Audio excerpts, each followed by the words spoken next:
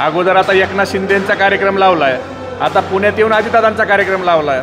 म्हणजे आपल्यासोबत माणूस घ्यायचा आणि त्याला संपवायचं, यालाच तर भारतीय जनता पार्टी म्हणतात. फडणवीसांनी काल पुण्यात असं म्हटलं की पुण्याच्या उद्योगात दादागिरी आहे आणि तशी कबुली त्यांनी दिली, नाराजी व्यक्त केली. पण अशी दादागिरी आहे हे गृहमंत्र्यांनी कबुली देणं याबद्दल काय सांगाल आणि तसा अनुभव तुम्हाला तुमच्या परिस्थिती लोकांना येतो? असं आहे की भारतीय जनता पार्टी आणि देवेंद्र फडणवीसांची ही नीती आहे की केसानं गळा कापणं, ज्याला आपण म्हणतो की खांद्यावर हात टाकायचा आणि त्याचाच गळा कापायचा.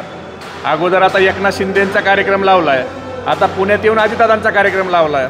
म्हणजे आपल्यासोबत माणूस घ्यायचा आणि त्याला संपवायचं, यालाच तर भारतीय जनता पार्टी म्हणतात. काल यवतमध्ये जो प्रकार झालेला आहे, दोन समाजामध्ये तेढ निर्माण झाला होता, तणावाची परिस्थिती निर्माण झाली होती. मला वाटतं हा अतिशय दुर्दैवी प्रकार आहे. तिथं छत्रपती शिवाजी महाराज यांच्या मूर्तीची विटंबना करणाऱ्या जो नालायक माणूस आहे त्याच्यावर सरकारनं कठोरात कठोर कारवाई केली पाहिजे. मी तर म्हणतो त्याला मकोका अंतर्गत त्याच्यावर कारवाई केली पाहिजे. त्याच्यावर देशद्रोह, UPA, मकोका हे सगळे गुन्हे त्याच्यावर दाखल केले पाहिजेत.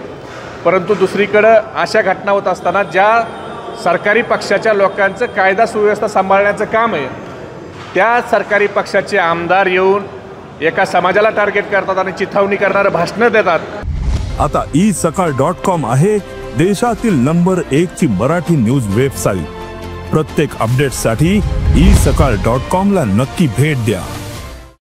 म्हणजे मला वाटतं आता दंगली सरकारला महाराष्ट्रात घडवायच्यात का? महागाई, बेरोजगारी, शेतकऱ्याचे प्रश्न, एक मंत्री ह्यांचा रम्मी खेळतोय, एक मंत्री उघडा नागडा अंडरपॅन्टीवर पैशाच्या बॅगा घेऊन त्या ठिकाणी बसतोय, आमदार ह्यांचे फायटिंग करतायत आणि ह्या सगळ्या ह्यांच्या नालायकपणावरून लोकांचं लक्ष विचलित करण्यासाठी आता ह्यांना हिंदू मुस्लिम धर्मामध्ये दंगली घडवायच्यात. म्हणून ज्याच्यावर कायदा सुव्यवस्था सांभाळण्याची महाराष्ट्राची जबाबदारी आहे त्या पक्षाचेच आमदार जाऊन चिथावणीची भाषणं देतात. हे दुर्दैवी आहे.